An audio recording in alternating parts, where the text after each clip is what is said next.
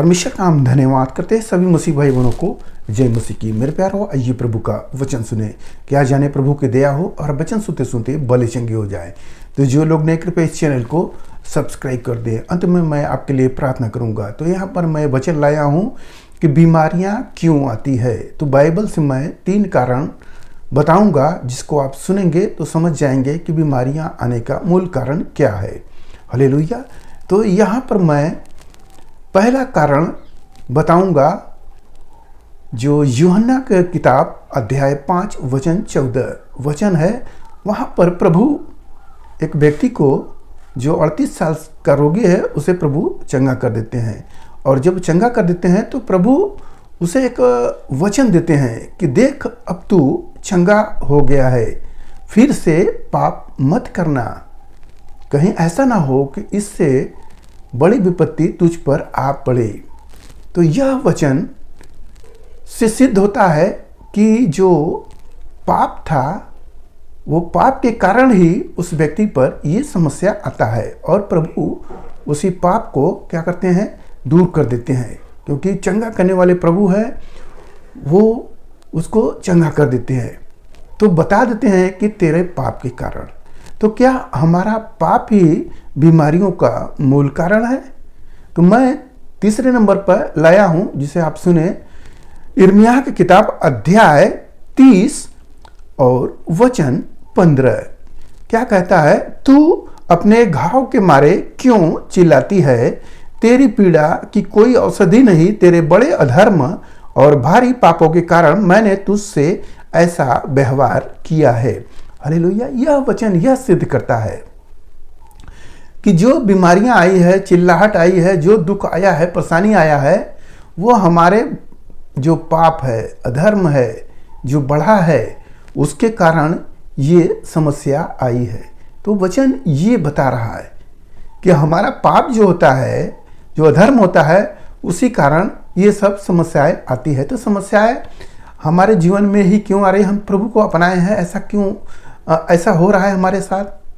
तो मेरे प्यारों, आप आदम को देखेंगे। आदम को परमेश्वर बनाते हैं, हव्वा को भी बनाते हैं, अदन की वाटिका में रखते हैं। उन्हें एक आज्ञा देते हैं कि आज्ञा को मानो, सब पेड़ों का फल खाना, एक को छोड़ जो भले बुरे का है। अब वो लोग उसी फल को खाते हैं, जिसको मना किया गया उसी फल को खाते हैं। अब आप इसराइलियों को देखिए। इसराइलियों को परमेश्वर लाते हैं छुड़ाकर, मिस्र के दासत्व से छुड़ाकर लाते हैं जंगल में। उन्हें फिर आज्ञा देते हैं। वहाँ पर 10 आज्ञा दिया गया कि इस आज्ञाओं को जब मानोगे तब क्या होगा? तुम भले चंगे रहोगे, तुम अच्छे रहोगे। क्योंकि जंगल जंगल प्रभु जब लेकर चल रहे थे तो वहाँ पर लिखा है कि कोई बीमार भी नहीं होता था, उनके पाँव भी नहीं सूजते थे और कपड़े भी नहीं गंदे हुए, सब भले चंगे थे। तो यहाँ पर यह दर्शाता है कि 40 साल तक प्रभु उन्हें चलाए फिराए, कुछ भी दिक्कत नहीं हुआ। जब वो उस आशीष के देश में पहुँचते हैं तब वो समस्या आती है। क्यों आती है? जब आज्ञा तोड़ते हैं तब। अब हम व्यवस्था विवरण अध्याय 28 और वचन 27 को हम पढ़ते हैं, जिसे आप सुने। लिखा है,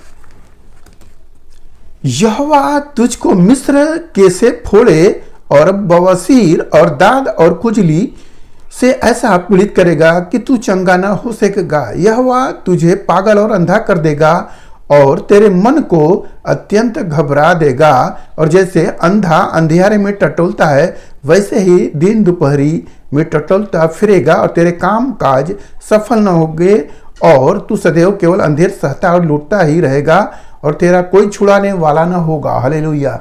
यहाँ वचनों में प्रभु ने स्पष्ट कर दिए कि इंसान जब अनाज्ञाकारिता करता है, जब आज्ञा नहीं मानता है, तब उसके जीवन में आता है। प्रभु यीशु मसीह के पवित्र लहू से अब हम लोग धो दिए गए हैं। अब हम लोग शुद्ध हो चुके हैं। प्रभु ने हमें संसार से अलग कर दिया है। अगर हम फिर भी गलत काम में करें तो प्रभु हमको ताड़ना देता है और कोड़े भी लगाता है कि तुम छूट उस मार्ग से मन को फिरा लो, मन को फिरा लो। जब हम मन को फिराते हैं तब हम चंगे होते हैं। जैसा यशायाह अपने वचनों में बोला है कि आंखों से देखा और कानों से सुना और मन से बुझा और मन को फिराया, फिर चंगा हुआ। हालेलुया। तो प्रभु से चंगा कर देते हैं जब हम मन को फिरा लेते हैं। और जब हम पाप में रहते हैं तब बीमारियां हमारे ऊपर जकड़ी रहती है। आप देखेंगे प्रार्थना करने वाले लोग, तेरे पाप क्षमा हुए, प्रभु कई जगह बोले। आज लोग भी, जो पास्टर लोग हैं, वो भी कहते हैं तेरे पाप क्षमा हुए। जब पाप क्षमा होता है तो रोग भी समाप्त हो जाता है। एक स्त्री की कहानी है। स्त्री ने प्रभु की आज्ञाओं को तोड़ा, उसने प्रसाद चढ़ाया हुआ खा लिया और उसके बाद उसके ऊपर फोड़े फुंसी आने लगे। जब आने लगे तब वो परेशान हुई, बहुत सा इलाज कराई, ठीक नहीं हुआ। प्रभु के पास आई और उसका प्रार्थना हुआ, पाप क्षमा हुआ और उसके रोग चले गए। तो हमें इससे विश्वास करना चाहिए कि बीमारियां आती है तो हमारे गलतियों के कारण आती है। जो वचनों में हमने पढ़े हैं तो ये ही कारण है।